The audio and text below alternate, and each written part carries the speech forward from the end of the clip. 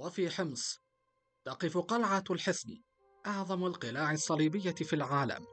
تحصيناتها تعود للقرن ال11 للميلاد.